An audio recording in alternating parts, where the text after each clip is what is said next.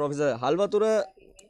Thank you, sir. Thank you, Professor Halwatura. Of course, he's the Commissioner of Sri Lanka Inventors Commission and a professor attached to the Department of Civil Engineering at the University of Moratuwa. එතකොට අපිට we are going to go live on social media as well in a while. We have about 200 people watching us on Zoom and Professor, I think Professor Amarasena will know අපි last time මේ වැඩේ කරපුවාම Professor ගේ video එකට live 6000 views තිබ්බා අපි ඔන්න යන වෙලාවේ. එතකොට දැන් අපි තව countdown එකක් දැන් යනවා මේ වෙලාවේ අපේ social media platforms වල අපේ social media වලින් අපි බලන් ඉන්න කට්ටිය countdown එක එන්න උනහම අපි social media live යනවා. ඔබතුමා දෙපළම දන්නවා අපේ social media platforms වල we have about 1.5 million people on Facebook. So at least taking 10% බැලුවත් that itself is a big amount. So අපි වෙලාව ගන්න නැතුව අපි ප්‍රොෆෙසර් ෆ්‍රේම් අද සමාජයේ අපි අමාරු තැනකට වඩා අපි අමුතු යුනික් තැනක ඉන්නේ. මේ යුනික් තැන අපිට ඇවිල්ලා තියෙන්නේ අපි ගොඩක් කල් ගෙදර හිටියා. දැන් ආයෙ වැඩට ගිහිල්ලා අපේ සිස්ටම් එක ආයි නෝමල් වෙලා වගේ තත්ත්වයක ඉන්නේ. ඒතකොට එහෙම අපි ප්‍රොෆෙසර් අමරසේනත් එක්ක කතා කරද්දී තත්ත්වය පොඩ්ඩක් වෙනස්. කට්ටිය බයෙන් හිටියේ. නමුත් දැන් මේ සිස්ටම් එක නිකන් සාමාන්‍ය තත්ත්වයකට වගේ ඇවිල්ලා අපි මේ ගත්තොත් එහෙම අපි තිබ්බනේ අපිට ඉනෝවේටිව් අයිඩියාස් තිබුණා. එතකොට ගොඩක් අලුත් දේවල් අපේ විශේෂයෙන්ම මොරටුවෙන් ගත්තත් අපිට විශේෂයෙන්ම ගොඩක් අලුත් දේවල් ලෝකෙට හම්බෙන්න, ඒ කියන්නේ ලංකාවට දකින්න පුළුවන් අලුත් දේවල් ඉදිරියට ආවා. ඒ වුණාට ආයි අපි මේ සිස්ටම් එකේ නෝමල් පැත්තට ගියාම අපිට මේවා අමතක වෙලාද වගේ තැනකින් අපි පටන් ගත්තොත් ප්‍රොෆෙසර් කොහොමද අපි මේකට ප්‍රවේශයක් ගන්නෙ? චතුරාර්ය මම හිතන්නේ මට කතා කරන්න අවසරයි. බොහොම සන්තෝෂයි නැවතත් ගම්මැද්දත් එක්ක එකතු වෙන්න ලැබිච්ච එක. මම හිතන්නේ හැමෝටම මම ඇහෙනවා ඇති කියලා. ඒ වගේම සන්තෝෂයි රුහුණ විශ්වවිද්‍යාලයේ වයිස් චාන්සලර් මගේ හොඳ යාළුවෙක් මේ වැඩසටහනට සම්බන්ධ වෙච්ච එක ගැන. චතුරාංග මෙහෙමයි පළවෙනියෙන්ම අපේ මාතෘකාව දීලා තියෙන්නේ මේ challenges ගැන, නැත්නම් අපි කොහොමද මේ අභියෝගයකට මුහුණ දෙන්නේ කියන එක. අතරම චතුරාංග අභියෝග ගැන ගත්තොත් ලංකාව කියන්නේ අභියෝග වලට අමුතුවෙන් මුහුණ දෙන්න හදන්න ඕන જાතියක් නෙමෙයි. මේ ලේ ඇතුලේ ඥාන ඇතුලේ අභියෝග වලට මුහුණ දීමේ හැකියාව අපිට තියෙනවා. සරලව කිව්වොත් පොඩ්ඩක් එහාට කියලා දැන් අපි දැන් ඉස්සෙල්ලා කතා කරේ මේ තිබිච්ච සිටුේෂන් එක ගැන කතා කරොත් චතුරාංග අපි මම හිතන්නේ on live on air යන්න ඉස්සෙල්ලා තාම පටන් ගත්තේ නැතුව ඇති නැත්නම් චතුරාංග right. So මම හිතුවේ අපි මේ කතාව පැයක කතාවක් නේ මට පුංචි බාධාවක් මට වේදෝ කියලා හිතලා. මොකද මේ දවස්වල මේ පැයක මේ පවර් කට් එකක් බැරි වෙලාවත් කට්ටුන තින් අපි බලමු තාක්ෂණයෙන් කොහොමද කරගෙන යන්නේ කියන එක. ඒක වෙනම දෙයක්. මම CB එකෙන් චෙක් කරාට පස්සේ 8 ඉඳලා 9 වෙනකන් තමයි කළුතරට පවර් කට් එක තියෙන්නේ. අපි බලමු ඊට ඉස්සෙල්ලා කොහොම හරි මේ වැඩ ඉවර කරන්න. මම හිතුවේ පුංචි හඳුන්වා දීමක් මුලින්ම කරන්න. මොකද්ද මේ අපි කතා කරන්නේ, මොකද්ද මේ challenges, කොහොමද අපි මේක ඉස්සරහට යන්නේ, මොකද අපිට උනේ කියන එක ගැන පුංචි හඳුන්වා දීමක් කරලා පැය භාගයක විතර පුංචි කතාවක් මම කරලා ඊට පස්සේ අපි ඕපන් අප් කරමු ඩිස්කෂන් එක. හැමෝටම අපිත් එක්ක ලයිව් එකතු වෙන්න, ඒගොල්ලෝගේ හැන කතාවත් එක්ක ඒ කතාවත් එක්ක අපි තීරණය කරමු ඊළඟ සෙෂන්ස් ටික අපි කොහොමද කළ යුත්තේ කියන එක. මොකද මේක එක සෙෂන් එක කතාවක් නෙමෙයි. මම හිතන්නේ අපි අධීර කීපයක ගිහිල්ලා විශේෂයෙන් රුහුණ විශ්වවිද්‍යාලයේ ඉන්න මගේ ආදරණීය දරුවෝ අපිට පුළුවන් ද රටට වැඩදායි, මම දන්නවා රටට වැඩදායි දරුවෝ බිහි කරන විශ්වවිද්‍යාලයක් රුහුණ විශ්වවිද්‍යාලය විතරක් නෙමෙයි විශ්වවිද්‍යාල අධ්‍යාපන විශ්වවිද්‍යාල ප්‍රතිපාදන කොමිසම් සභාව ඇතුළේ තියෙන සියලුම විශ්වවිද්‍යාලවලින් රටට වැඩදායි පුද්ගලයෝ බිහි කරනවා. නමුත් රට අවාසනාවන්තයි සමහරලාට එක පැත්තකින් ඒ වැඩදායි චරිත වලින් වැඩක් ගන්න. මම හිතන්නේ ඉස්සරහට අපිට හැකියාව ලැබුණොත් ඒ දරුවන්ගෙන් වැඩක් ගන්න රට වෙනස් කරන්න පුළුවන්. මේ අපි ඒ බලාපොරොත්තු තියාගෙන අපි ගමනක් යමු. අපි කතා කරේ කොවිඩ් ගැන. කොවිඩ් ගැන කතා කරනකොට ලංකාව කොච්චර වාසනාවන්තද කියලා හිතනවා චතුරංග. අපේ පළවෙනි කොවිඩ් අවාසනාවන්ත මරණය සිද්ධ වෙන්නේ මට මතක හැටියට මාර්තු 28 29 නැත්නම් මාර්තු අවසාන කාලේ තමයි පළවෙනි මරණය සිද්ධ වෙන්නේ. අවාසනාවන්ත සිදුවීමක්. ඊට පස්සේ ඔහොම අපේ සහෝදරවරු 11 දෙනෙක් අපිට අහිමි වෙනවා. අවසාන මරණය සිද්ධ වෙන්නේ මට මතක හැටියට ජුනි මාසේ මුල. ජුනි මාසේ මුල ඉඳලා අද අපි ඉන්නේ අගෝස්තු මාසේ 19 වෙනිදා වෙනකම්. මොනතරම් වාසනාවන්තද කියනවනම් කිලෝමීටර් 100ක් 200ක් එහා පැත්තේ තියෙන ඉන්දියාවේ දවසකට මිනිසුන් 1000 ගාණක් මිය යනකොට ලෝකේ මෙච්චර ව්‍යසනයක් තියෙනකොට මේ වාසනාවන්ත බිමේ එක මරණයක්වත් සිදු වුණේ නැහැ. මොනතරම් වාසනාවන්තද කියන විදිහට ඒකම ඇති.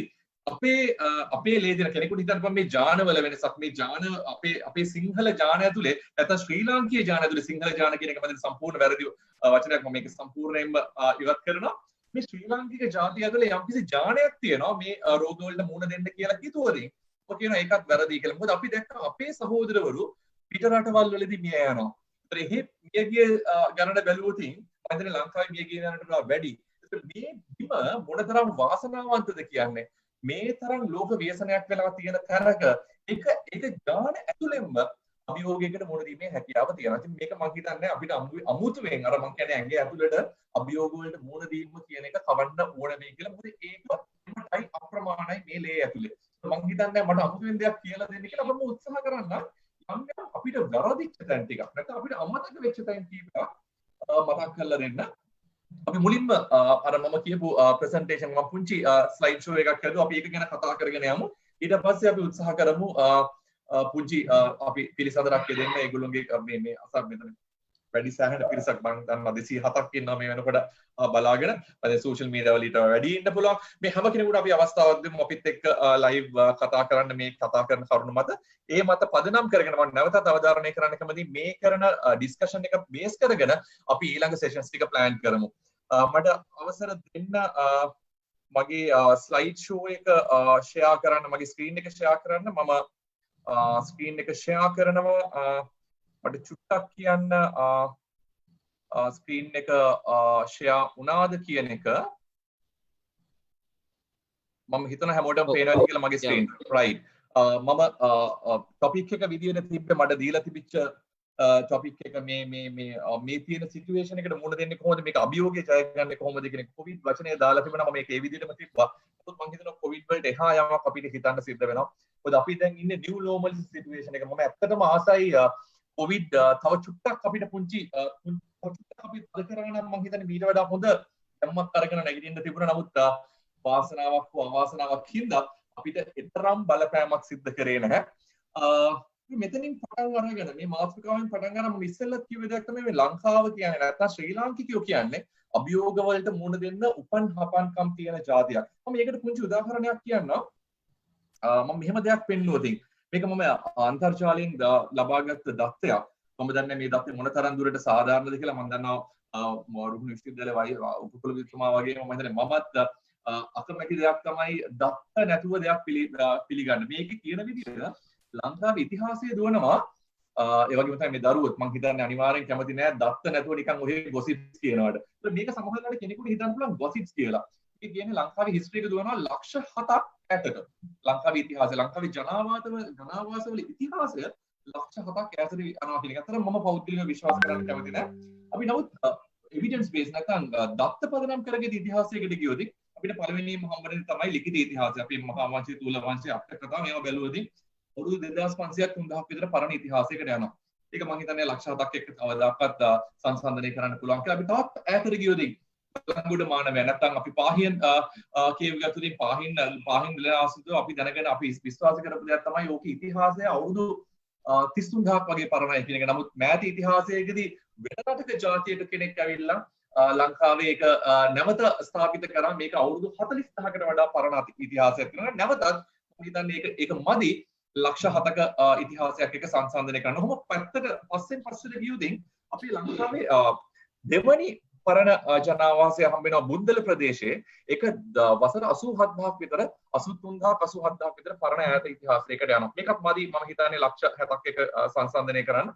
අපි තවත් ඈතට ගියොතින් තව ලංකාවේ තියෙන එවිඩන්ස් බේස් නැත්නම් දත්ත පදනම් කරගත්ත ඉතිහාසයට ගියොතින් ලංකාවේ හම්බ වෙන ඈතම ඉතිහාසය තමයි අවුරුදු 1,23,000ක් පරණ ඈත බුන්දල පතිරාජවෙල කියන ගමෙන් එහාට ගියසන මේ පතිරාජවෙල කියන ගම ඇතුලේ අපිට හම්බ වෙනවා අපේ පරණම ජනාවාසය. මම මේ කතාව කිව්වේ මගේ ඉතිහාසයේ ආරවුස්සන නැත්නම් මගේ ඉතිහාසයේ දැනුම කියාපාන්න නෙමෙයි. මේකේ කතාව ඇතුලේ මට යමක් කියන්න කියන්න ඕවනාවක් තුනේ. ඒක තමයි ලංකාවේ ඉතිහාසය ඔය කියන විදිහට අවුරුදු 1,23,000ක් දැනට තියෙන ඉතිහාසය. නමුත් මේ විශ්වාස කරන දේ ලක්ෂ 7ක් අපි ලක්ෂයක් කියලා හිතමුකෝ.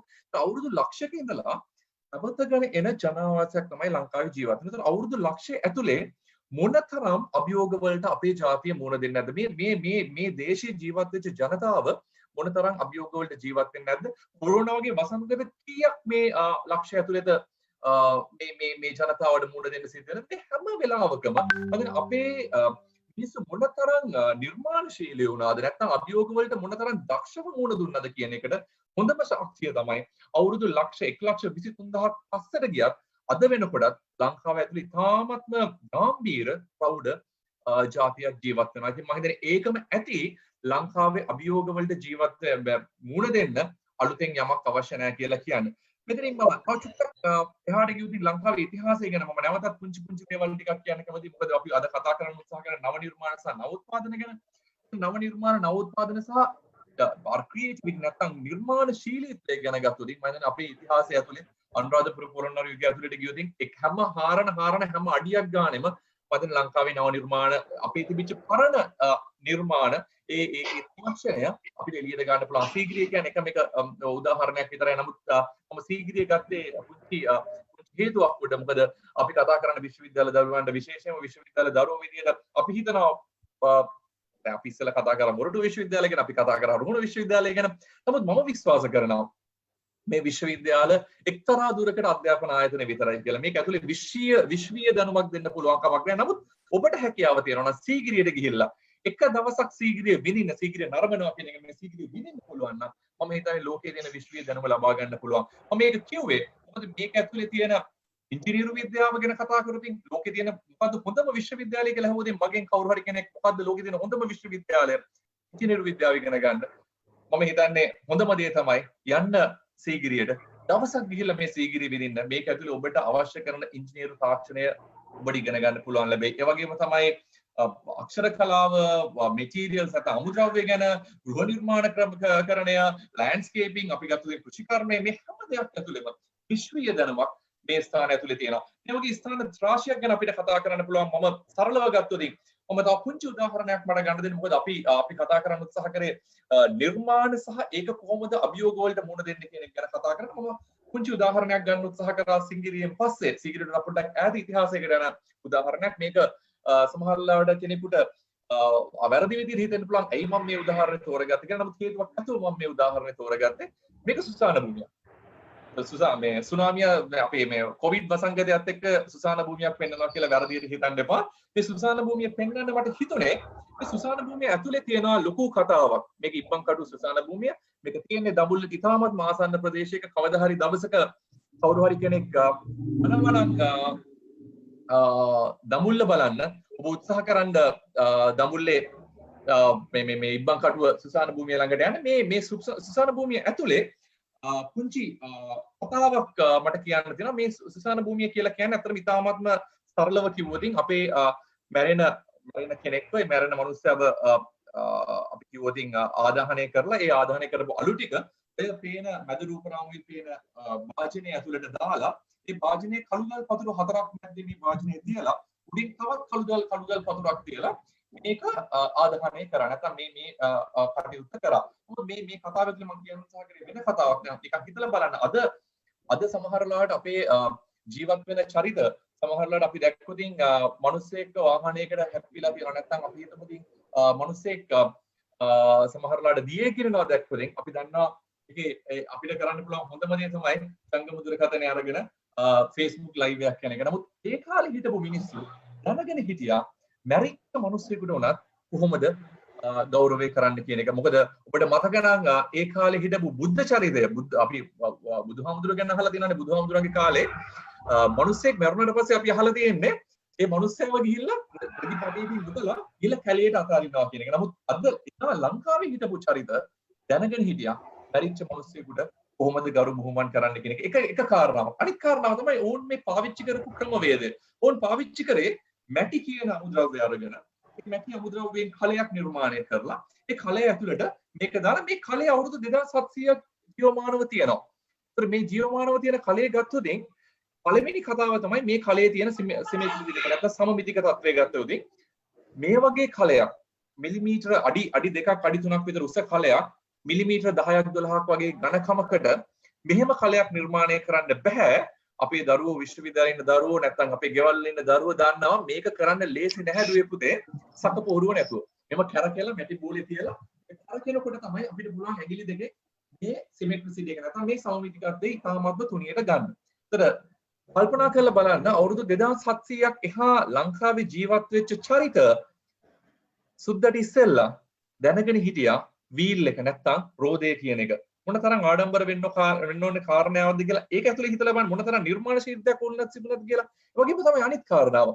මොන් දැනගෙන හිටියා අපි මේ දරුවෝ මැටිත් එක්ක සෙල්ලම් කරා නම් අමුද්‍රව්‍ය භාවිතය සහ අමුද්‍රව්‍ය සිලෙක්ට් නැත්තම් මේ තෝරා ගැනීම මොනතරම් සූක්ෂමව මුන් කරලා දෙනවද ඔබ දන්නවා හැම මැට්ටක්ම පදම් කරන්න බෑ හැම මැට්ටක්ම මේ විදිහට වලදක් බවට පරිවර්තනය කරනවා විතර ඕන් දැනගෙන හිටියා අවුරුදු 2700ක් ජීවත් වෙච්ච චරිතෙක් ඉස්සෙල්ලා ජීවත් වෙච්ච චරිත දැනගෙන හිටියා කොහොමද හරි මැට්ට තෝරගන්නේ කියන එක තව කාරණාවක් ඊළඟ කාරණාව තමයි නිකන් හිතලා බලන්න මැටි නිකන් හදලා මැටි භාජනයක් තිබුණා නම් මේක 2700ක් නෙමෙයි පළවෙනි වැස්සටම දිය වෙලා යන්න තිබුණා නමුත් ඕන් දැනගෙන හිටියා මැටි පදම් කිරීමේ සහ මැටි කල් තබා ගැනීමේ ක්‍රමවේදය මේක ඉගෙන ගත්ත පරිසරයෙන් සමහරලාට මේ ගල් ගුහාව ඉස්සරහා තිබිච්ච ගහකට ගෙනයක් වැදිලා ඒකෙන් ලැබ් ගින්නක් ඇති වෙලා ඒකේ යට තිබිච්ච පස් ටික රත් වෙලා ඒ රත් වෙච්ච පස් ටික වතුරට දිය වෙන්නේ නැහැ කියලා එදා ජීවත් වෙච්ච මිනිස්සු දකින්නේ නැති. ඒ දැකීම තුලින් ඔවුන් ඉගෙන ගත්තා මේ කොහොමද රස්නයත් එක්ක කොහොමද මැටි භාජනය පල් තියාගන්න කියන එක. පොඩ්ඩක් හිතලා බලන්න මේ උදාහරණයේ ඇතුලේ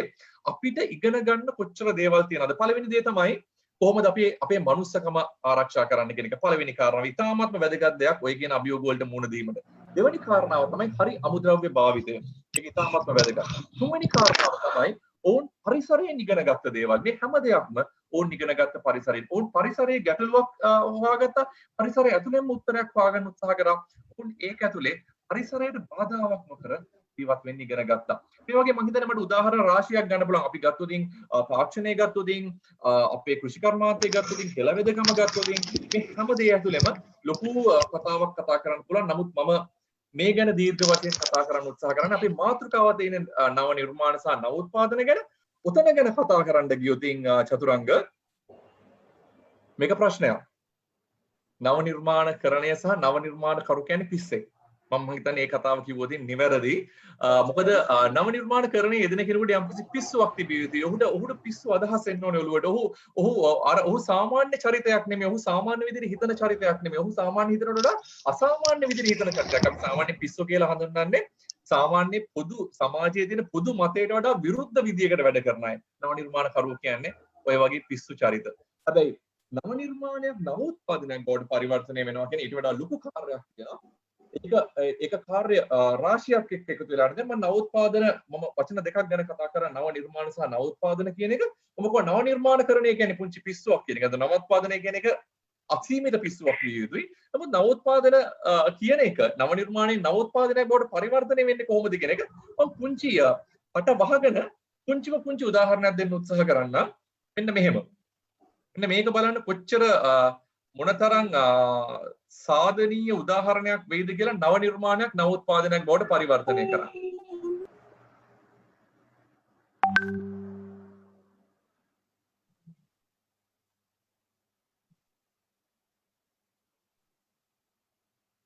අන්න ඔබට මොනතරම්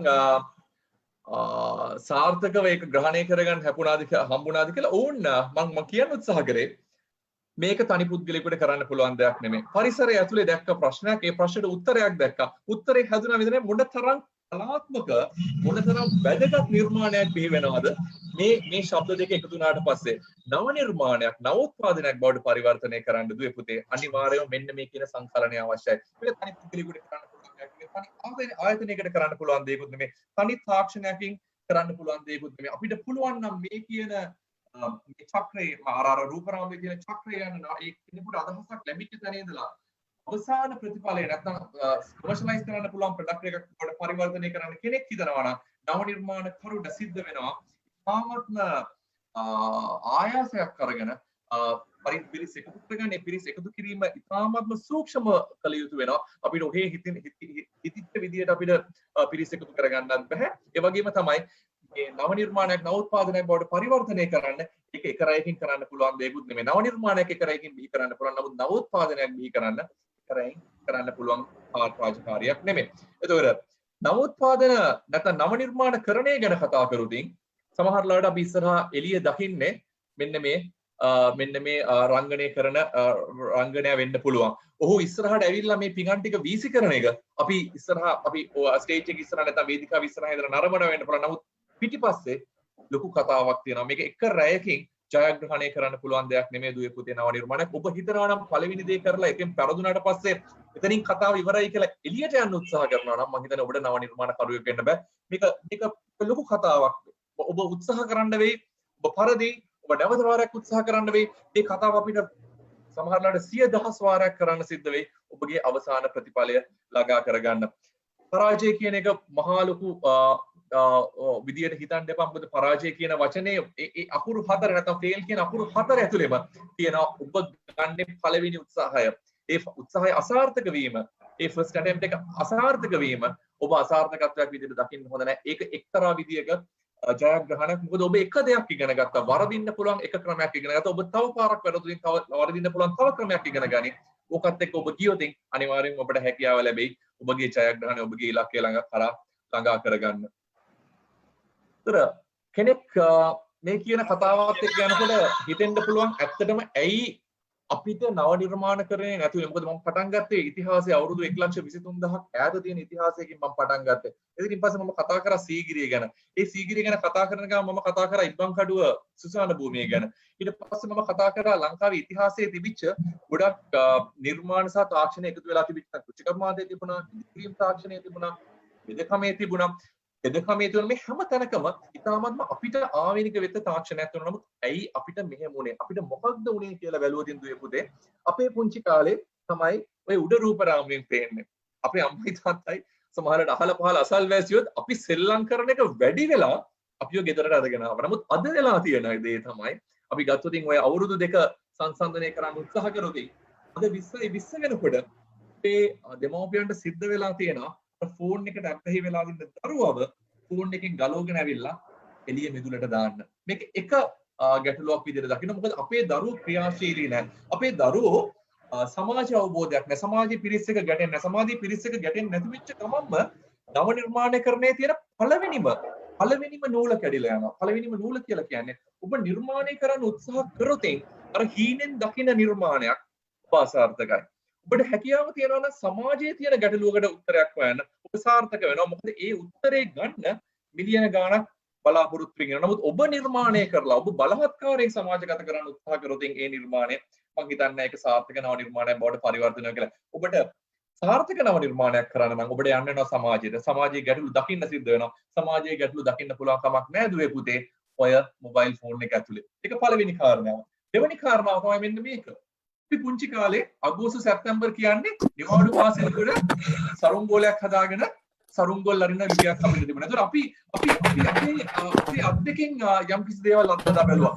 මේක කූරිය ගහන වෙලාව අපි දන්නවා මේක කූරිය ගහන්නේ මෙන්න මේක වෙනස් කරා.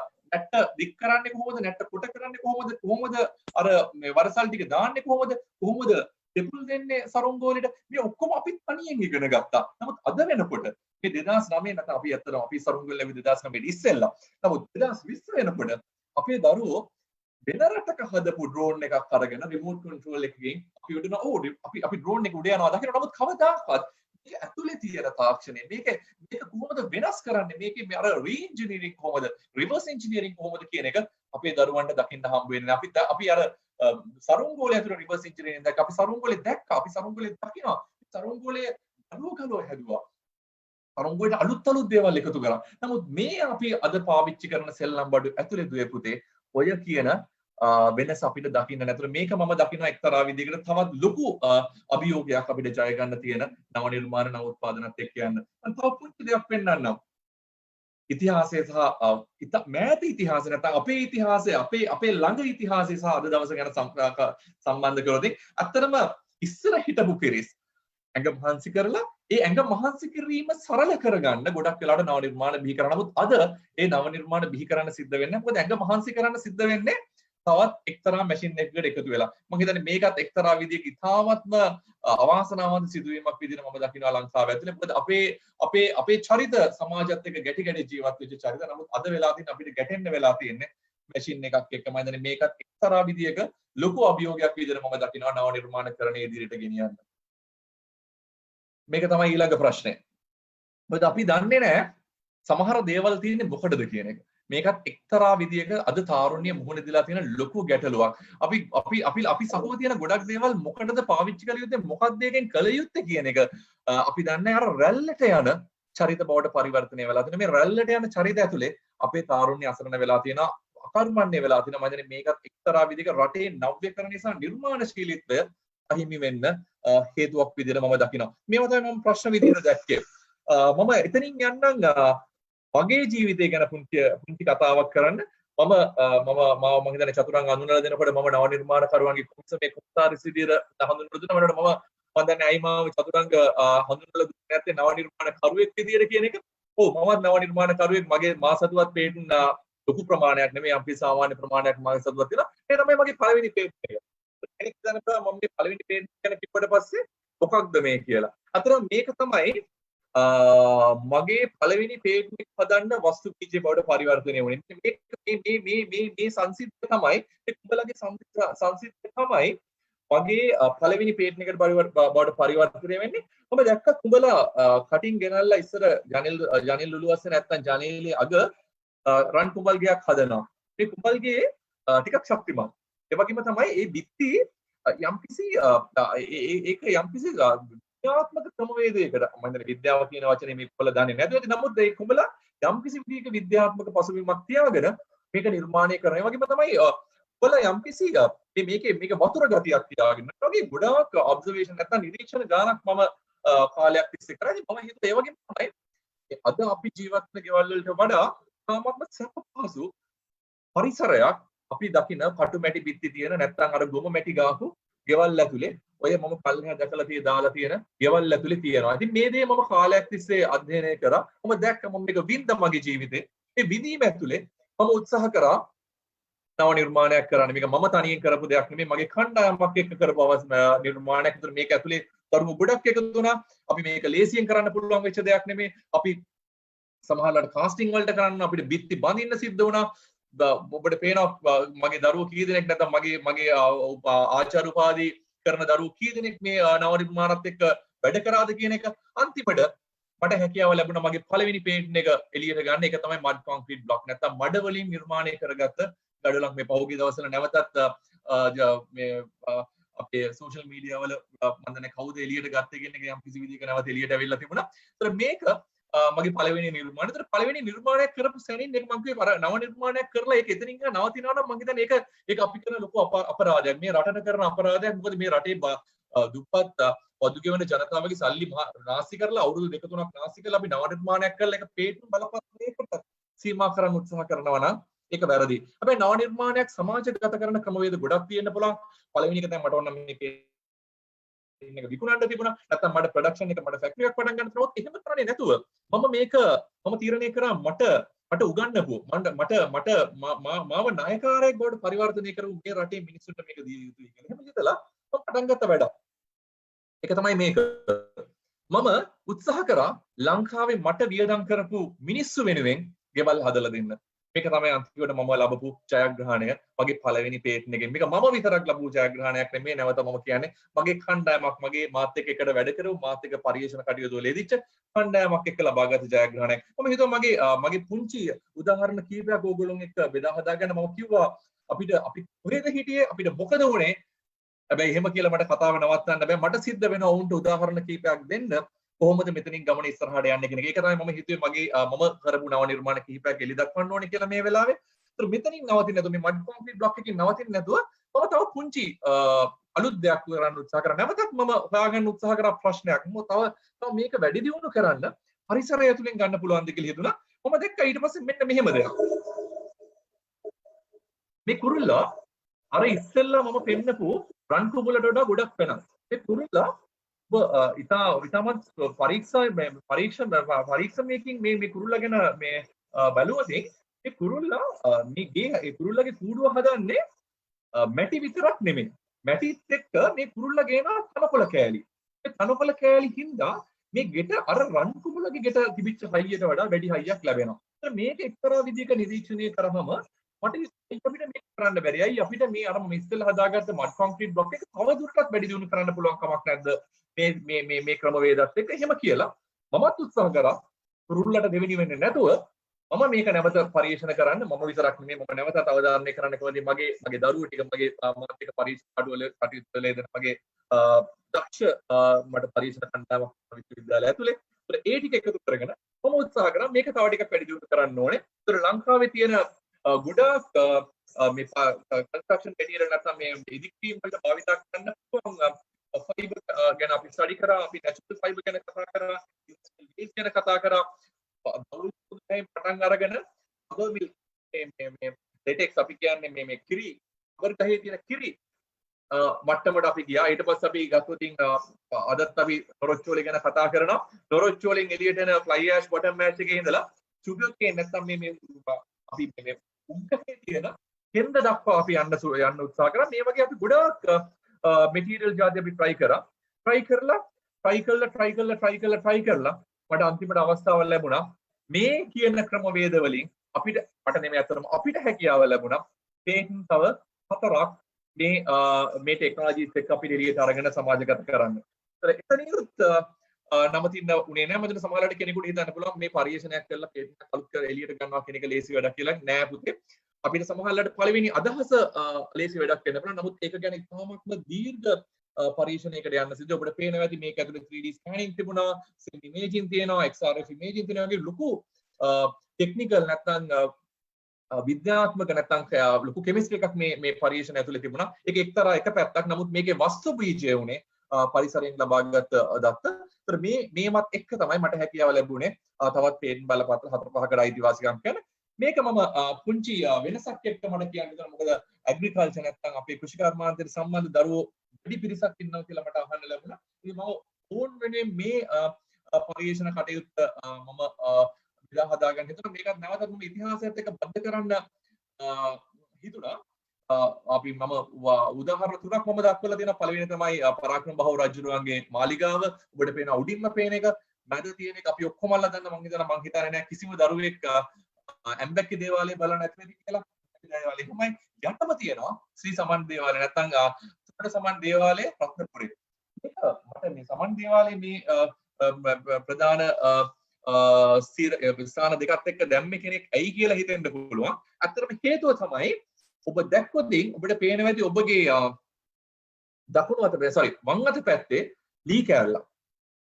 මෙන්න මේ ලී කෑල්ල හින්දා තමයි මට මේ සමන් දේවාලයේ රූපනාම මේකට දාන්නේ. ඔබට පේනවා ඇති ඒක අවුරුදු 800ක් විතර 750ක් 800ක් විතර පරණ ඉතිහාසයක් තියෙන ගොඩනැගිල්ලක් කියලා මේක. මේ ලී කෑල්ලට ලොකු ඉතිහාසයක් තියෙනවා. අත්ත ඒ ඉතිහාසය අවුරුදු 800ක් විතර ඈතට දුවන එක කාරණාවක්. මේ ලී කෑල්ල හින්දා මට අවස්ථාව ලැබුණා මගේ ඔළුවට පුංචි අර පිස්සු මොලේට පුංචි පිස්සු අදහසක් ලැබුණා. මේ ලී කෑල්ල කොහොමද මෙච්චර කල් පැවතුනේ කියන එක. අද අපි වහලක් ගෙවදින් අවුරුදු 10 15 20 යනකොට මුළු කුඩු වැටෙනවා, එක්ක වහල දිරනවා, පුස් බැඳෙනවා, පාසි බැඳෙනවා, නැත්නම් හතු පිපෙනවා, අන්තිමට වහල කඩන් වැටෙනවා. නමුත් මේ ලීය මේ සමන දේවාලයේ යට ලීය මේ මම පෙන්වන්නේ. එක දවසක් මම සමන් දේවාලයට යනකොට සමන් දේවාලයේ වහල පිරිසකර කරනවා. වහල පිරිසකර කරන අපේ සහෝදරයෝ ටික මේ යට ලීය ගලවලා පැත්තකට වීසි කරලා දාලා තිබුණා. මම ඇහුවා මේ අනේ මට මේ යට ලීය කෑල්ලක් ගන්න පුළුවන්ද කියලා. ගෙනාව චේන්සෝ එකක් ගාලා ඇල්ලුවා. ගණ්ඩ මහත්තයා කියලා මට යටලිය කෑල්ල දුන්නා. එතුමන්ලට යටලිය වටිනකම නොතිබුණාට මට අදටත් මේ යටලිය අර සමන් දේවාලේ වැඩ ඉන්න දෙවියෝ තරම් වටිනවා. මොකද ඒක ඇතුලේ මම ගොඩනගාගත්ත පරිේශන කටයුතු ගැන කතා කරොත් ලීය ඇයි මෙච්චර කල් තිබුණේ කියලා මම කල්පනා කරා. එතකොට මට මතක් වුණා මගේ සීයා ඒ දවස්වල ලී කල් තියාගන්න දැන් මඩේ දානවා ලී. මඩේ දාලා තමයි ලී කල් තියාගන්න. ඔහොම කල්පනා කර කර යනකොට මම බැලුවා මේ මඩේ දාන එක ඇතුලේ මොකක්ද වෙන්න පුළුවන්. ඒත් මඩේ දාන එක අපි මඩ ගත්තොත් අපිට ඇහැට පේන ලොකු බොරළු කැට තියෙනවා. මඩ තියෙනවා. ඔහොම පල්ලෙහාට ගියොත් සමහරවිට මේ මඩේ තියෙන පුළුවන් නැනෝ ලෙවල් එකේ පුංචි පාටිකල්ස්. මම එකක් හිතුවා මේ නැනෝ පාටිකල්ස් මොනවා හරි තියෙන අපේ කිමිකල් නැනෝ ලෙවල් එකේ කිමිකල් එක මේ ලීයට ගිහිල්ලාද මේ ලීය මෙච්චර දවසක් අවුරුදු 800ක් මේ තරම් හොඳට තිබුණේ කියලා. ඔන්න ඔතනින් පටන් ගත්ත වස්තු බීජය නැත්තම් මේ පරිශ්‍රණයේ මුල අපි ලොකු ගමනක් කරන් ගිහිල්ලා ලොකු කණ්ඩායමක සහභාගීත්වයේ තියාගෙන අපි අම්බලමෙන් පටන් අරගෙන අද වෙනකොට අපිට හැකියාව ලැබුණා nano ට්‍රීටඩ් vacuum extracted timber treatment technique එකක් හදන්න. මේ අපේ තියෙන ගහකොළ මේ ගහකොළ වලින් උරා ගන්න යුෂ වලින් අපිට පුළුවන් මිනිස්සුන්ට කරදරයක් වෙන්නේ නැතුව සත්තුන්ට කරදරයක් වෙන්නේ නැතුව වේයෝ ගහන්නේ නැති පතු පිපෙන්නේ නැති දිරන්නේ නැති කල් පවතිනක් තියෙන wood preservative එකක් නැත්නම් දව ආරක්ෂකයක් නිර්මාණය කරන්න අර ඉස්සර තිබිච්ච සුමන සමන් දේවාලයේ තිබිච්ච ලී කෑල්ල අරගෙන මගේ සීයා ලී කල් තියාගත්ත ක්‍රමයක් අත එකතු කරගෙන තවත් ලොකු කණ්ඩායමක් ඇත්තටම කියනවා නම් මේක ලොකු කණ්ඩායමක් එක්ක කරන පරිශ්‍රණයක් අපේ මහාචාර්ය රාජ් සෝමදේවයන් ඉන්නවා අපේ පුරා විද්‍යාව පැත්තෙන් රාජ් පුරා විද්‍යාව සම්බන්ධ ඉතාමත් ප්‍රවීණ දැනුමක් තියෙන පුද්ගලයෙක්. ඒතර එතුමා පුරා විද්‍යාව පැත්තෙන් මට සහයෝගයක් දැක්වෙනවා. ඊට පස්සේ අපි ගත්ත තවදුරටත් විශ්වවිද්‍යාල හිරාන් කියන්නේ ලී කප්පිත් එක්ක හිරාන් එකතු වෙලා තියෙනවා ලී ගැන මට උදව් කරන්න. ඊට පස්සේ නැනෝ තාක්ෂණයේ පැත්තෙන් සින්ටෙක් ආයතනය එකතු වෙලා තියෙනවා. ඊට පස්සේ මේක තාක්ෂණ පැත්තෙන් ඩෙවලොප් කරන්න රන්තිකා ජයසිංහ ජවහර්ලාල් විශ්වවිද්‍යාලයේ නවතත් ආචාර්යවරියක් එයා එකතු වෙලා තියෙනවා. මේකේ ලොකුම ලස්සනම කතාව තමයි මේ පරිශ්‍රණය කරන දරුවා ඒ දරුවගේ බෑග්ග්‍රවුන්ඩ් එක ගත්තොත් මේ දරුවා ඉංජිනේරුවරියෙක් නෙමෙයි.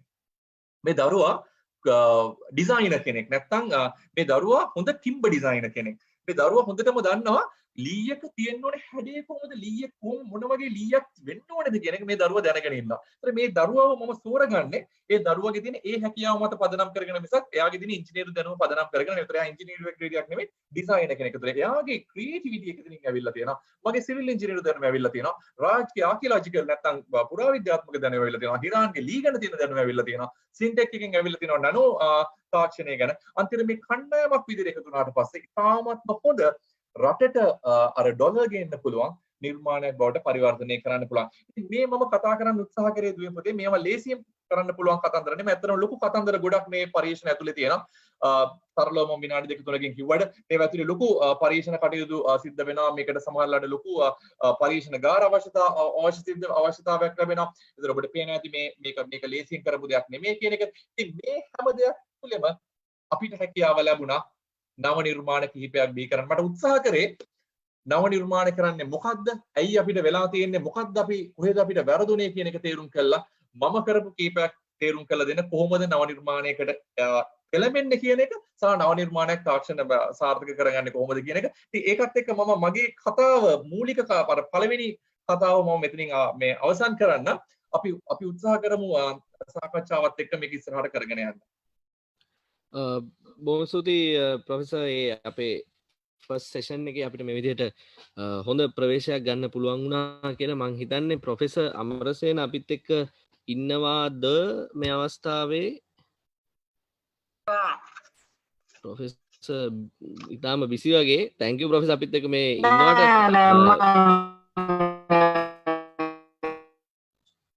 ප්‍රොෆෙසර් ක්ලියර් මදි අපිට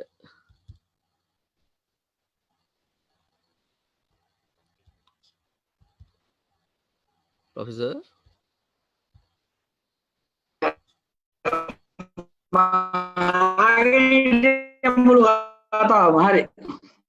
Professor මේ අපි අපේ ප්‍රොෆෙසර් හල්වතුර අපි අරන් ගියා ලොකු ජර්නි එකක්. අහගෙන හිටිය මුළු කතාවම.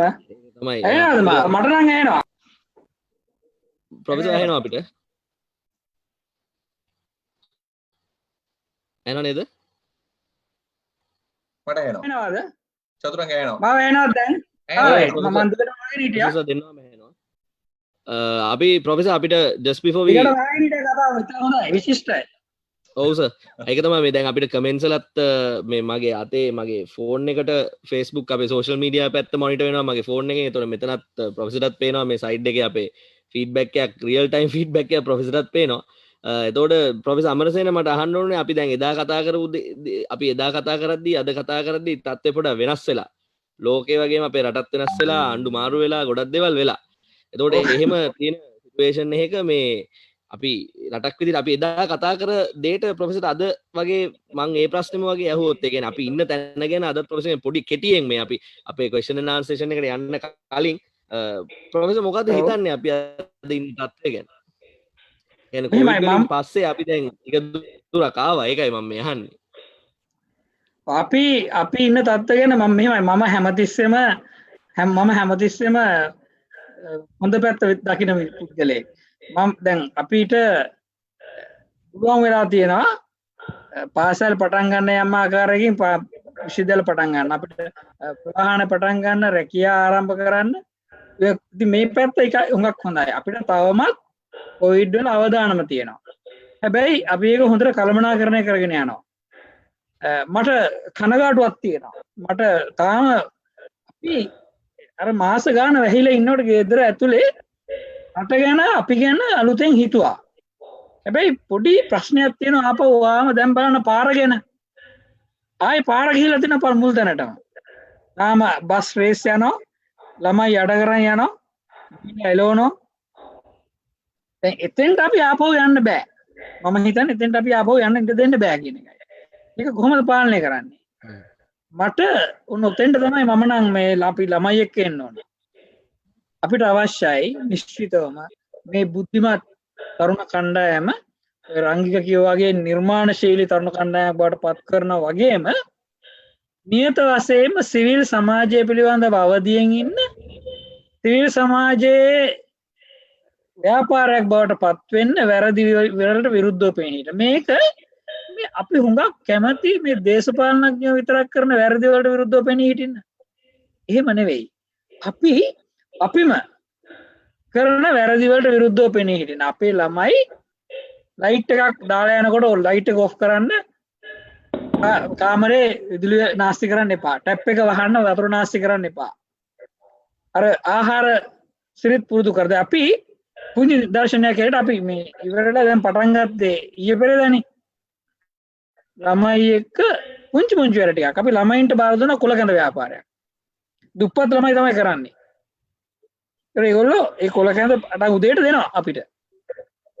පොඩි දේවල් කරලා ඒ විදිහට මේ සිවිල් සමාජය වෙනස් කර ගන්න පුළුවන් ඒක ඒ වගේ වැඩ පිළිවෙල අපි ආරම්භ කරන්න ඕන බස් වලට වැඩිපුර යනකොට බස් එක ඇතුලේ ඉන්න මිනිස්සු කියනවා නම් හයියෙන් යන්න එපා නීති කඩන්න එපා මිනිස්සු ළමයින්ගේ ජීවිත අනතුරේ දාන්න එපා කියලා ඩ්‍රයිවර් පාලනය වෙන්න පටන් ගන්නවා හැබැයි හැමෝම කියන්න ඕන ළමයිත් කියන්න ඕන ඔක්කොම එකට මේ සිවිල් ජනතා ව්‍යාපාරය අප නිර්මාණය කරගන්න පුළුවන් නම් අපිට නිශ්චිතව මේ රට හදන්න පුළුවන් වෙනවා ඉදිරි අවුරුදු 5 තුළ.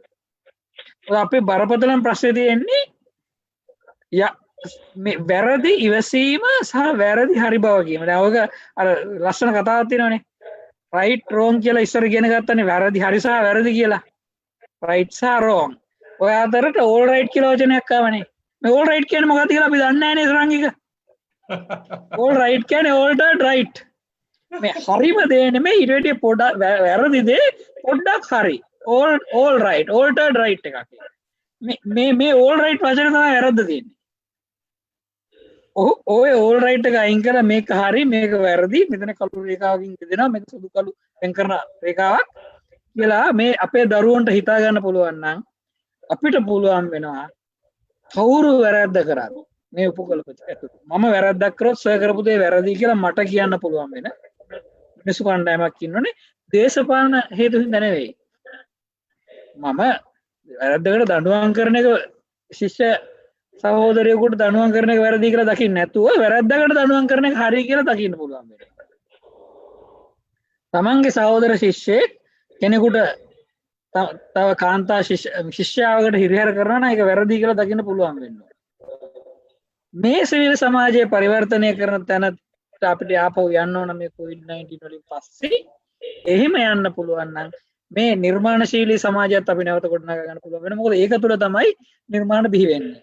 නිදහස් නිවහල් පරිසරයක් තුළ ස්වාධීන පරිසරයක් තුළ නිර්මාණ එකතු වෙන්න පටන් ගන්නවා සිවිල් සමාජය. ඒක ඔය රංගික කතා කරපු අතීතය තුලින් උකහාගෙන ගත්තු දර්ශන අරගෙන ඒව එනොත් ගොඩනගාගත්තු වර්තමානය තුළ වඩා වේගයෙන් වර්ධනය කරන්න පුළුවන් ක්‍රියාවලියක් බවට පත් වෙනවා. මම හිතන්නේ අපේ ළමයින්ට කියන්න ඕන මේ සිවිල් සමාජය ගොඩනගන්න තමන්ගේ නිදහස් නිවහල් ස්වාධීන අධ්‍යයන පරිසරය නිර්මාණ පරිසරය සහ සෞන්දර්යාත්මක පරිසරය ආරක්ෂා කරගන්න අවශ්‍ය කරන ව්‍යාපාරය තමන්ම ගොඩනගා ගත්තොත් අපිට නිශ්චිතවම තව අවුරුදු 5කින් මේ රට විශාල පරිවර්තනයකට හරි කරගන්න පුළුවන්. ඒකට මේ රජයන් විශේෂ දේවල් කරන්න ඕනේ නැහැ. ඔය කරන දේවල් කරොත් හරියන්නේ. මං හිතන්නේ එච්චරයි මට කියන්න තියෙන්නේ.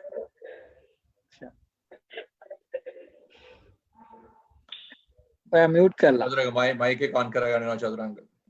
චතුරංග චතුරංග මයික් එක ඔන්. මයික් එක ඔන් කරන්න. thank you professor thank you මං කිය හිටියේ අපිට professor හැමදාම අපිත් එක්ක එකතු වුණාම ගොඩක් ඉන්ට්‍රෙස්ටිං දේවල් කියනවා ඒකයි මම මේ කිය හිටියේ මයික් එක ඔෆ් කරගෙන අපි එහෙම්මම professor හල්වතුර අපි ඔබතුමාටත් පේනවා මේ අපේ සයිඩ් එකෙන් මෙතන ෆීඩ්බැක් එකක් තියෙනවා ඔබතුමා කලින් කතා කරපු දේවල් පිළිබඳව එතකොට ඒ වගේම අපිට questions කීපයක් ඇවිල්ලා තියෙනවා මේ social media හරහා මං ඒ questions ටිකත් ඔබතුමාට දාන්නම් මේ විදිහට මේකේ මම සමරි එකක් විදිහට ගන්නම් ගොඩක් questions එක හා සමාන නිසා මට සමරි එකක් විදිහට තමයි මේ document එක හම්බෙලා තියෙන්නේ මම මේ ටෙක්නිකල් ප්‍රශ්න කීපයක් තියෙනවා ප්‍රොෆෙසර් මෙතන අහලා මේ ටෙක්නිකල් ප්‍රශ්න වලට මම ඉස්සෙල්ලා අපි මේ ටෙක්නිකල් ප්‍රශ්න ටික ක්ලියර් කරන් යන්න. දැන් ඔබතුමාගේ ප්‍රසන්ටේෂන් එක වෙලාවෙත් කියුණා මේ පේටන්ට් එකක් ගන්නකොට හෝ මොකක් හරි නව නිර්මාණයක් කිරීමේදී එන චැලෙන්ජස් ගැන කතා කරන්න. ඒ කියන්නේ මේකේ තියෙන ඔබතුමා ගත්ත එක්සැම්පල් එකේම පොඩ්ඩක් ඔබතුමාම කිව්වා මේකේ තියෙන මේ ඩිෆිකල්ටි එක මේ අමාරුකම කොච්චරද කියලා. දැන් ඒ කියනවත් එක්කම අපිට ආපු ප්‍රශ්න වගේක් තමයි මේ ඉනෝවේටිව් තිංකින් සහ මේ ක්‍රියේටිව් තිංකින් හරහා මේ එනවෙන ඉනෝවේෂන්ස් ඇත්තටම සමාජයට දෙන්න ගියාම ඔබ්ස්ටකල්ස් එච්චර ගොඩක් තියෙනවද කියන එක. يعني සමාජයට මේක යනකොට බැරියර්ස් තියෙනවද කියන එකට ඔබතුමාගේ උත්තරය බලාපොරොත්තු වෙනවා නම් කොහොමද අපි ගන්න එක? චතුරංග ගොඩක් හොඳ ප්‍රශ්නයක්. මම ඊට ඉස්සෙල්ලා මේ පුංචි එකතු කිරීමක් දෙන්න අපේ ප්‍රොෆෙසර් සුජීව කියපු කතාව පොඩ්ඩක් මට ඉස්සරහට යනද මම 100%ක් ඒක එන්ඩෝස් කරනවා. ඒ කියපු කතාව ඇත්තටම හැම මිනිස්සෙක්ම මේ වෙලාවට තේරුම් ගන්න ඕනේ අපේ උරමත තියෙනවා සාමූහික සමාජීය වගකීමක් කියලා. ප්‍රොෆෙසර් සුජීව අපි දේශපාලනය කළ යුතුයි. දේශපාලනය කියන්නේ අද මේ රටේ පවතින දේශපාලනය නෙමෙයි. මම මතයක් දැරිය යුතුයි. ඒ මතය වෙනුවෙන් මම පෙනී සිටිය යුතුයි. ඒ මතය කවුරු හරි කෙනෙක් ඇවිල්ලා ඒක ඩිස්ප්‍රූව් කරනවා නම් මේක වැරදි කියලා කියනවා නම් මට ඒ තප්පරේ ඉඳලා මට හැකියාව ලැබිය යුතුයි අනිත් පුද්ගලයාගේ මතයට ගරු කරලා ඒ මතයට අවනත වෙන්න. මම ඕක තමයි මම දකින මම දේශපාලන විද්‍යාව හදාරපු කෙනෙක් නෙමෙයි. නමුත් මම දකින දේශපාලනය ඕක.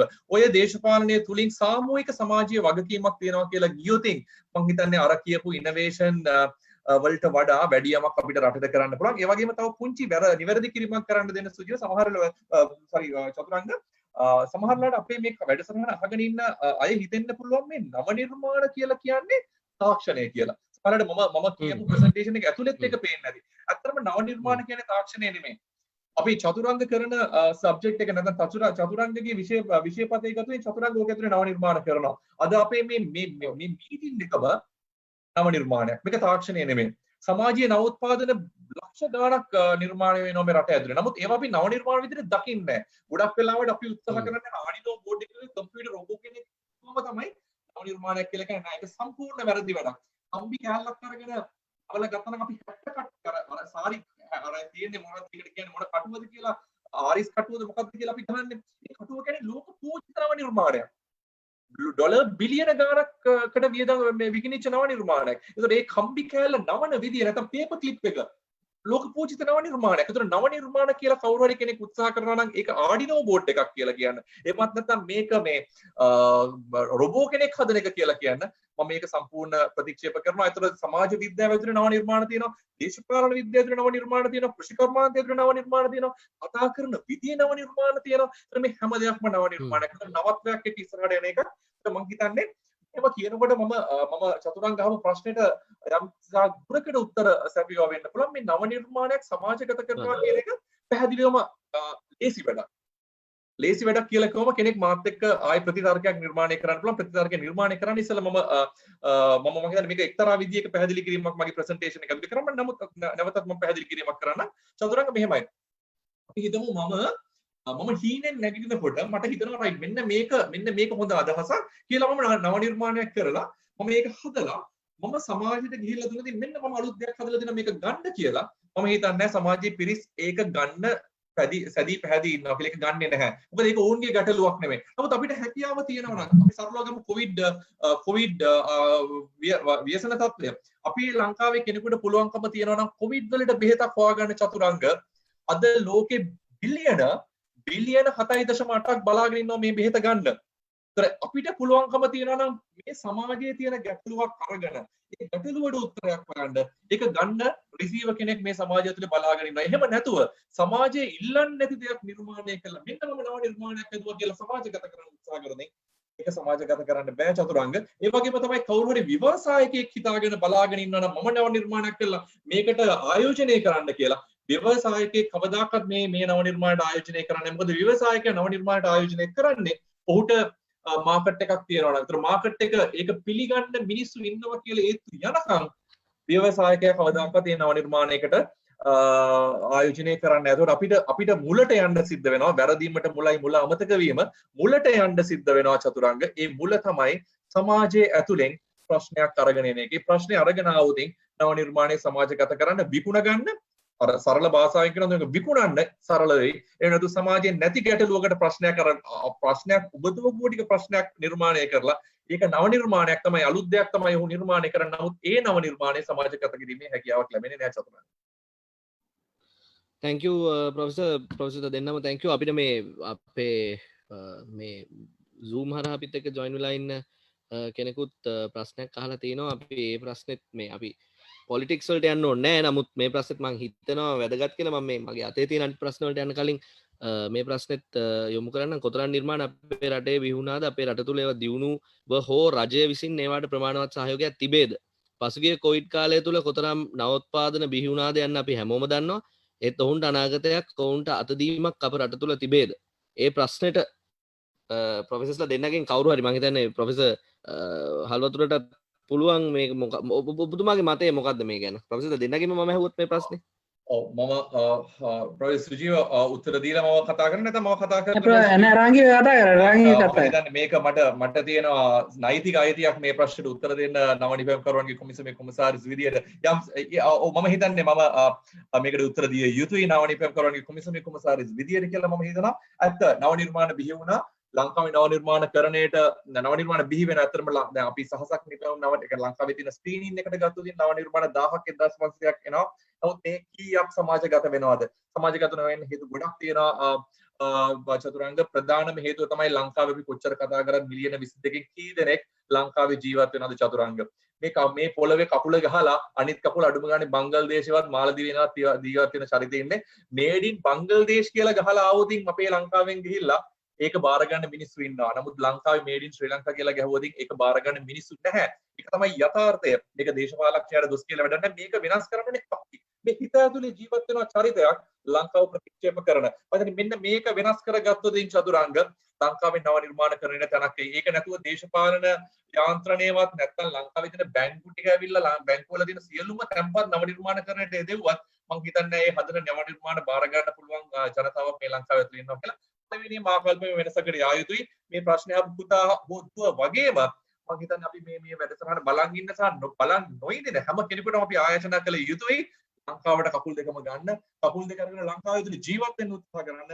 ඇගෙන්නේ මේ ඉතින් එදාට නව නිර්මාණකරණය වෙනස් කරන්න මම හිතන්නේ නෑ අපිට ඉංගලන්තයෙන්වත් ඇමරිකාවෙන් ගතෙන්න ඕනේ නැත්නම් කකුල්ලව අදින්න ඕනේ වෙයි කියලා. ඒක අපේ ඇතුලේ નિરાයාසයෙන්ම එහෙම තමයි ඉස්සර තිබුණේ. නමුත් අවාසනාවට අද ජීවත් වෙන පිරිස ජීවත් වෙන්නේ බහුතරයක් ලංකාවේ නෙමෙයි. ඕකයි තමයි අත්‍තර නියම යථාර්ථය කියන්නේ. රොය සුජීවට යමක් එකතු කරන්න නැති. මම හිතනවා ඒ කතාව තමයි ඇත්ත උත්තරේ.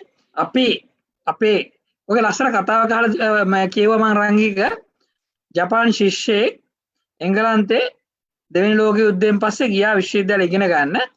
එයා පාවිච්චි කරේ ජපානයේ නිෂ්පාදනය කරපු පෑන් පැන්සල්. ඊටාම බාල තත්වයේ පෑන් පැන්සල්. ඉතින් එංගලන්තේ එයාත් එක්ක එකම පාඨමාලාව කරපු ළමයි ඇහුවා ඇයි ඔය පන්සල පාවිච්චි කරන්නේ ඇයි ඔය පෑන පාවිච්චි කරන්නේ ඔය ටෙඩි හොත පෑන් පැන්සල් තියනවනේ ගන්න කියලා. මේ ළමයි ඇස්වල කඳුළු පීරිලා එයා කියනවා ඔව් මේවා බාල තමයි මේක හරියට ලියවෙන්නෙත් නෑ මට සමහරව පේන්නෙත් නෑ. හැබැයි මේ පැන්සල් හැදුවේ ජපානයේ අපේ රටේ. අපි මේවා ගත්තේ නැත්නම් වෙන කවුරුවත් මේවා ගන්නෙ නෑ.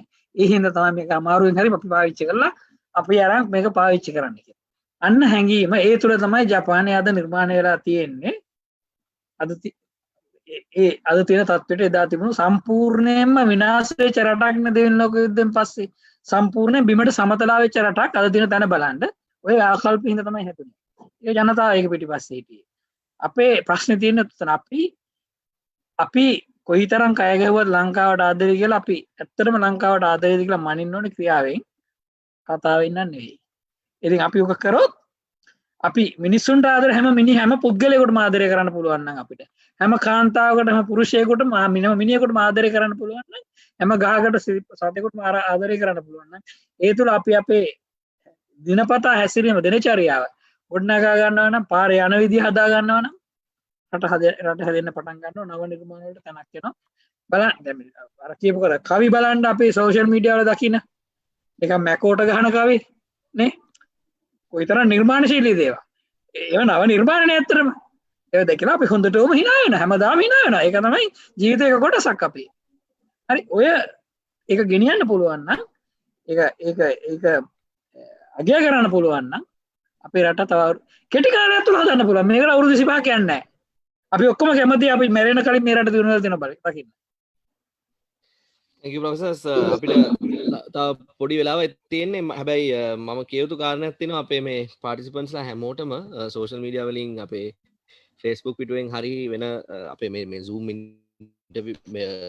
වෙබිනාර් එකෙන් හරි අපිත් එක්ක ජොයින් වෙලා ඉන්න හැමෝටම මේ ප්‍රොෆෙසර් හල්වතුර අපි සෙෂන්ස් 4ක් කරන්න බලාපොරොත්තු වෙනවා අපේ මේ අපි මේ කරගෙන යන ප්‍රෝග්‍රෑම් එක හරහා මේ සෙෂන්ස් 4 ඇතුළේදී අපිට පුළුවන් වෙනවා කතා කරන්න කොහොමද ක්‍රියේටිව් නැවිගේටින් කරන්න කියලා එතකොට ඒ ඇතුළේදී අපිට සෙෂන්ස් 4 අවසානයේදී අපි බලාපොරොත්තු වෙන මේ සෙෂන්ස් 4ටම ජොයින් වෙන කට්ටියට සර්ටිෆිකේට් එකක් ගන්න ප්‍රොෆෙසර් හල්වතුර කියන්නේ මගේ ඉන්ට්‍රොඩක්ෂන් එකේ මිස් වුණාට ප්‍රොෆෙසර්ම කිව්වා he's a well known figure in the country in terms of innovation so if you have any ideas if you have any problems any questions that you need to raise with regard to any innovative thinking or creative thinking any issue that you have in that department we can of course this is not the only one we will have 3 more of these sessions with Professor Halvathura and you will be able to talk to Professor Halvathura and seek an answer to the questions that you have as well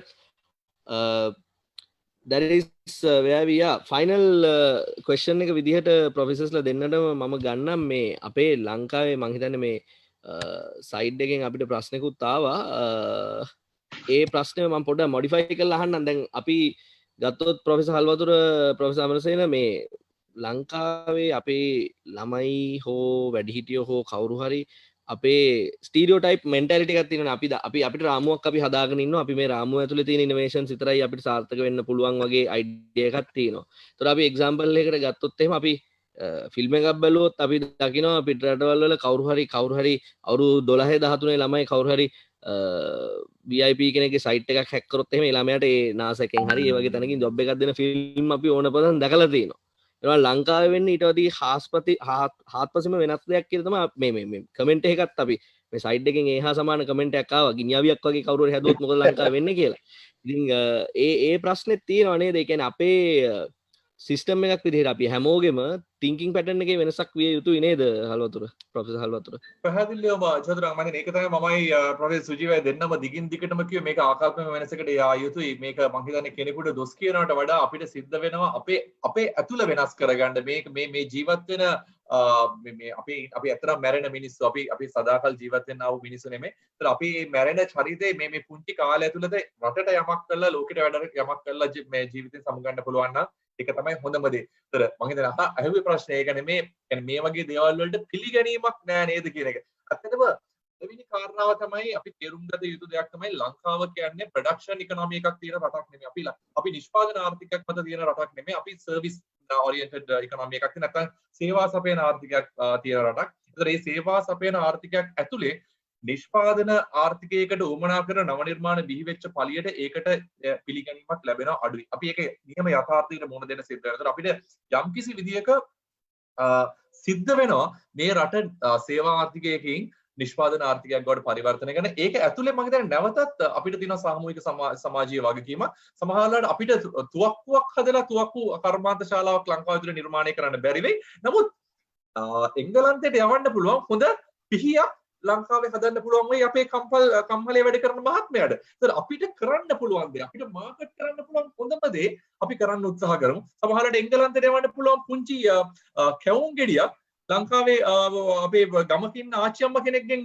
නිර්මාණය වෙලා එළියට එන්න පුළුවන්. ඇයි අපි අපිට ඒ කරන්න පුළුවන් දේ දැන නොකරන්න පුළුවන් අර අපි නොකරන පැත්තටම කතා කරන්නේ ඇයි කියන එකයි මට තියෙන ගැටලුව. ඇයි අපිට කරන්න පුළුවන් දේ ගැන කතා කරන්න උත්සාහ කරන්නේ නැති? ඇයි අපි එකතු වෙන්න උත්සාහ කරන්නේ නැත්නම් විවේචනයෙන් පිටට ගිහිල්ලා අපිට ඇයි සාමූහික සමාජයේ වගකීම තේරුම් අරගෙන එකතු වෙන්න බැරි?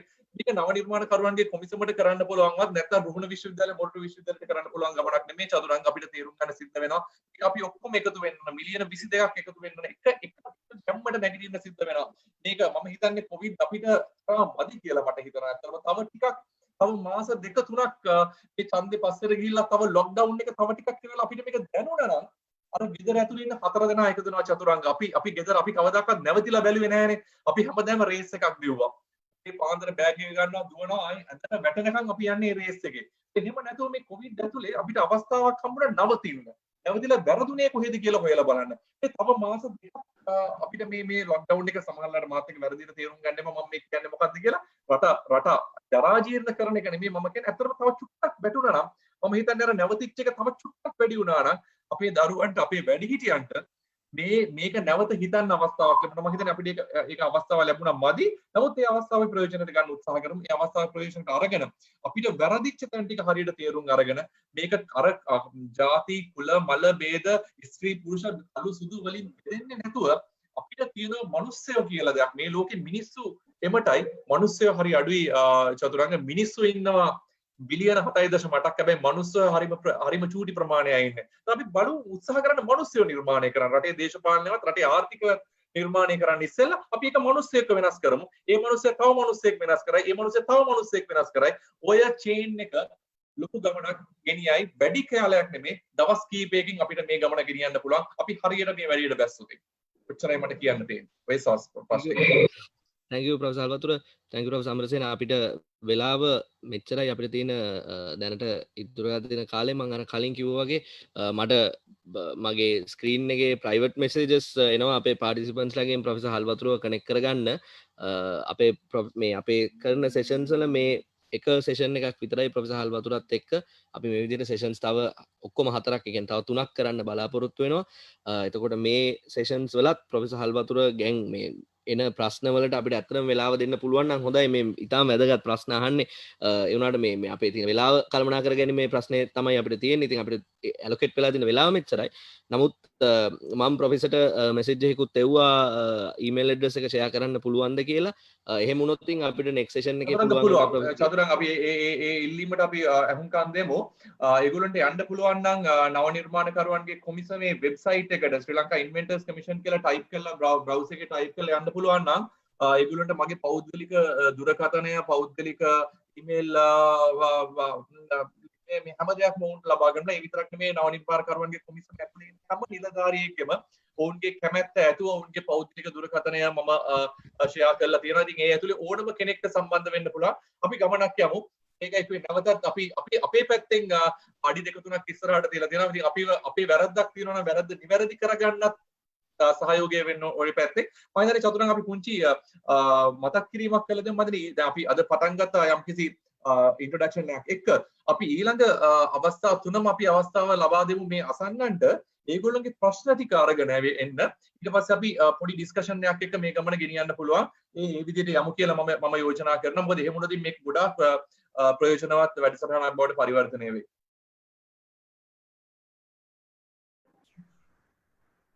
ඔය චතුරංග අපේ අවස්ථානයට එන්න කලින් අපිට එක රික්වෙස්ට් එකක් තියෙනවා Malka කාර්යවසම්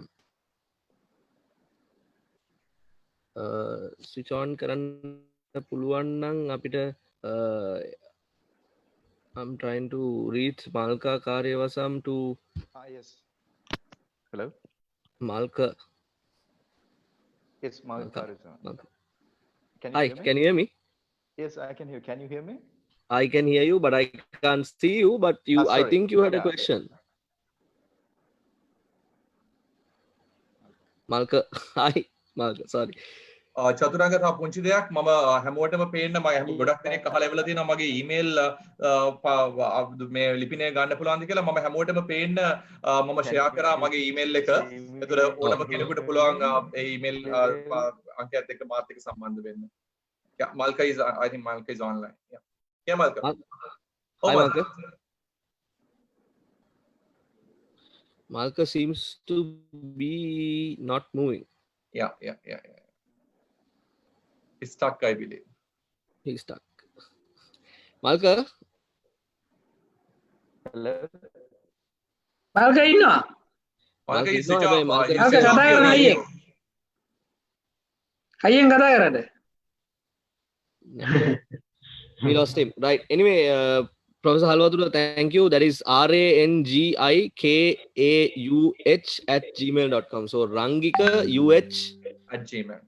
@gmail.com is Professor Halwatura's email address. Professor මට මේ ඇත්තටම මේ ස්ක්‍රීන් එක ස්ක්‍රීන්ෂොට් කරලා එවන්න පුළුවන් නම් වටනවා කියලා හිතනවා. මෙතන ගොඩක් වැදගත් ප්‍රශ්න කීපයක් එනවා. ප්‍රොෆෙසර් තමයි මේවට ඇත්තටම උත්තර දෙන්න පුළුවන් මේ මොකද අපි third party එක through connect වෙලා මේ ප්‍රශ්න වලට උත්තර දෙනවට වඩා ප්‍රොෆෙසර් direct reach වෙනවා. ඒ වගේම මම ආයෙත් කියනවා ප්‍රොෆෙසර් අපිට reach වෙනවා මේ විදිහටම තව sessions 3ක් අපි ඉස්සරහට කරනවා. ඒ sessions වලටත් ඕගලන්ට අවශ්‍ය ප්‍රශ්න එතකොට ඔයගලන්ගේ ගැටලු මේ technical issues practical issues අපිට කතා කරන්න පුළුවන්. Malka, hi. Yes, sorry, sir. I had a technical problem, sir. Yeah, no problem. You have a question, Yes. you can go ahead. Any You get the language you maximum. prefer. Okay. Sinhalese, English, anything. Hi, sir. Aaron sir, මාව? Oh, Malka. Hi, sir. Sir, මෙහෙමයි sir. Thank you very much, sir. ගොඩක් කියන්නේ sir educative session එකක් මේක ඇත්තටම. sir මගේ sir පොඩි idea එකක් තියෙනවා sir මේක බස් සම්බන්ධව ඇත්තටම sir. මම දැක්කා මල්ක මම දැන් අපිට විනාඩියක මට ෂුවර් නෑ ලයිට් එකයිද කියලා අතට මම දැක්කා වාගේ උත්තර මේ ප්‍රශ්නයක් දාලා දෙන්න මම ඔයාව ඩිස්ටර්බ් කරේ හේතුවක් උඩ මල්ක ඔයාගේ අයිඩියා එකක් තියෙනවා නම් මේ වගේ සෝෂල් මීඩියා කැරක්ටර් මේ වගේ ෆෝරම් එකක කතා කරන්න එපා පළවෙනිම දේ තමයි ඔයාගේ ඉන්ටෙලෙක්චුවල් ප්‍රොපර්ටි ඔයාගේ බුද්ධිමය දේපල ආරක්ෂා කරගන්න වෙනවා ඒක අපි වෙනම කතා කරමු මම හිතන්නේ මේ අනිත් අයටත් මම කියන්නේ ඔයගොල්ලෝ ඊළඟ දවසේ එනවා නම් ඔයගොල්ලෝ අයිඩියා අරන් එන්න නමුත් ඒ අයිඩියා එක්ස්පෝස් කරන්න එපා මේ වගේ පබ්ලික්ලි මොකද මට පුළුවන් මල්කගේ අයිඩියා එක හෙට අරගෙන ගිහලා පේට් එකක් ගන්න මල්කට ඒක බුද්ධිමය දේපල නැති වෙන්න පුළුවන් ඒකද අපි ඒකත් තේරුම් ගන්න මොකද මේ අපි කතා කරන්නේ ඔක්කොම බුද්ධිමය දේපල ගැන බුද්ධිමය දේපල කියන්නේ හරියට ඉඩමක් අයිති කරනවා වගේ මයිතියක් හදා ගන්නවා වගේ අපි අනිත් දවසේ කතා කරමු බුද්ධිමය දේපල කියන්නේ මොකක්ද කියන එක මේක වැඩසටහන බලන් ඉන්න ඔක්කොමල්ලටම අදහස් ඇති ඒ අදහස් ටික පරිස්සම් කරලා තියාගමු ලබන සතිය වෙනකන් ඊට අපි අදහස් ගැන නෙමෙයි අදහස් කොහොමද ක්‍රියාවට නංවන්නේ කියන එක ගැන කතා කරමු අදහස හංගගෙන මොකද මේ අදහස අයිති ඔයගොල්ලන්ට විතරයි හරි සර් එහෙනම් මම අදහස් ගැන සර් දැනට ප්‍රකාශ නොකරින්නම් මේ අවස්ථාවේ ඔයාලට ලොකු අවශ්‍යතාවයක් තියෙනවා නම් මගේ ඊමේල් එකට පණිවිඩයක් දාන්න අපි ඒක එතන කතා කරමු මෙතන කතා කරන්නේ කිසිම හොඳ දෙයක් නෙමෙයි හරි සර් එහෙනම් සර් මම just එහෙනම් මම thank කරන්න ඇත්තටම සර් මේක තාමත් හොඳ අවස්ථාවක් කියලා මම පිළිගන්නවා සර් මම එනවා නේද ඇත්තටම මේක ඉතාමත් හොඳ අවස්ථාවක් මොකද ඇත්තටම කිව්වොත් කොවිඩ් නිසා ඇත්තටම අපේ ජීවිත ගොඩක් වෙනස් වුණා හිතා ගන්නවත් බැරි විදියට මොකද අපිට පෙනෙන්නේ නැති අවස්ථාවන් පෙනෙන්නට ගත්තා මේ කොවිඩ් නිසා ඇත්තටම ඉතින් මම ස්තුතිවන්ත වෙනවා ඇත්තටම අපේ CGU එකට සහ නිවුස් ෆස්ට් ආයතනයට ප්‍රොෆෙසර් CGU අමරසේනට සුපර්සර් රංගිය හලතුරට ඉතාමත් ඉනෝවේටිව් මොකද කොවිඩ් නිසා තමයි අපිට මේව හම්බෙන්න පුළුවන් වුණේ ඒ නිසා මම ඒක ගැන ගොඩක්ම තෘප්තිමත් වෙනවා ඉතාම ආදරෙන් ඒ සම්බන්ධව මතක් කරනවා සර් ඉතින් අපි ඇත්තටම ප්‍රොෆෙසර් සුජි අමරසේන කිව්වා වගේ දැනට දැන් අර තියෙන තත්ත්වයන් all right කියලා දෙයක් වෙලා තියෙනවා right and wrong නෑ all right කියලා තියෙනවා ඇත්තටම මේක අපි දකිනවා මම ওই බස් සම්බන්ධවත් ඒ වගේ අදහසකුත් තමයි මම සම්බන්ධව තියෙන සර් ඒ අර බස් සම්බන්ධ අර අපි කියන attitude කියන එක ඇත්තටම වෙනස් වෙන්න ඕන ඉතින් ඒ හා සම්බන්ධව සහ ඒ හා එකතු වුණු ඉනෝවේටිව් අයිඩියා එකක් තමයි මටත් ඇත්තටම තියෙන්නේ මම ඒක එක්ස්ප්‍රෙස් කරන්නම් සර්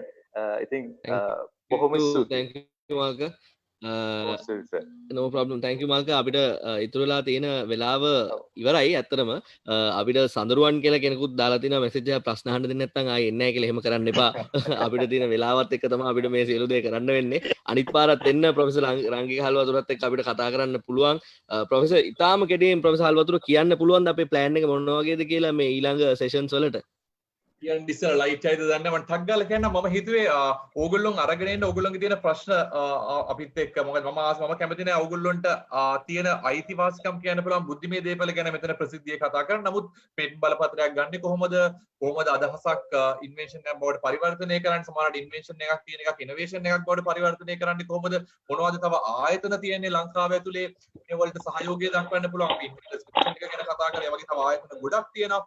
මේ හැම දෙයක්ම ගැන ඔයගොල්ලන්ට තියෙන ගැටලු අරන් එමු. අපි ප්‍රසිද්ධියේ කතා කරමු. සමහරවිට මට හැම දෙයකටම උත්තර දෙන්න බැරි වෙයි. නමුත් අපි උත්සාහ කරමු අපිට හැකි පමණින් මේ වලට උත්තර දෙන්න. ඊළඟ සෙෂන්ස් කීපෙම අපි උත්සාහ කරමු ප්‍රසන්ටේෂන් එකකින් මිදලා අර මේ කියන ලයිව් ඩිස්කෂන් එකක තියාගන්න කියලා අපිට කරන්න පුළුවන් උපරිම දේ අපි කරන්න උත්සාහ කරමු ලයිට් යන්න ඉස්සෙල්ලා. thank you professor halwatura thank you professor amarasena මේ අපිත් එක්ක join වෙලා මෙච්චර වෙලාවක් අපිත් එක්ක හිටියද මේ zoom හරහා සහ facebook හරහා අපිත් එක්ක join වෙලා ඉන්න හැමෝටම බොහොම ස්තුතියි අපිත් එක්ක කතා කරන්න මේ විදිහට හිටියට මෙච්චර වෙලා හිටියට විශේෂයෙන්ම අපේ ආයතනයේ පැත්තෙන් අපේ ආයතනයේ සමූහ අධ්‍යක්ෂකතුමා ෂෙවාන් ඩැනියල් අපි ආදරයට අපේ බොස් එයා නිසා තමයි අපිට මේ අලුත් අයිඩියාස් මේ අපේ කට්ටියගේ අලුත් අයිඩියාස් මේ විදිහට එළියට ගේන්න පුළුවන් වෙන්නේ අපිට තියෙන බ්ලෙසිං එක නිසා. so බොස්ටත් අපි thank you කියන ගමන් බොස්ටත් මතක් කරගන්න ගම again with time running out let me very respectfully say thank you to Professor Amarasena and Professor Halwatura for joining us, and thank you to every single one of you. Some people were asking a lot of questions as well. Thank you very much for that. අපි මේ විදිහට ආයි හම්බෙමු. මේ අපි ඉන්න unique situation එක අපි කොහොමද චැලෙන්ජ් එකක් විදිහට බාරගන්නේ, ඒ චැලෙන්ජ් එකෙන් කොහොමද අපි එළියට එන්නේ, කියන්නේ නැත්නම් චැලෙන්ජ් එක ජයග්‍රහණය කරන්නේ. අද ඉන්ටරෙස්ටිං ඩිස්කෂන් එකක් වෙනදා වගේම ඉතින් අපි next week අපේ social media follow කරන්න අපි කොහොමද join වෙන්නේ කියලා අපි අපේ social media team එක ඔයගලන්ට කියලා තියෙයි. කීප දෙනෙකුට මම මගේ email address එක දුන්න බැරිම තැන ප්‍රශ්න එන නිසා. ඉතින් keep in touch and we'll be able to meet again. Thank you very much for this. Good evening. Thank you very much. Good night. Bye. Good night.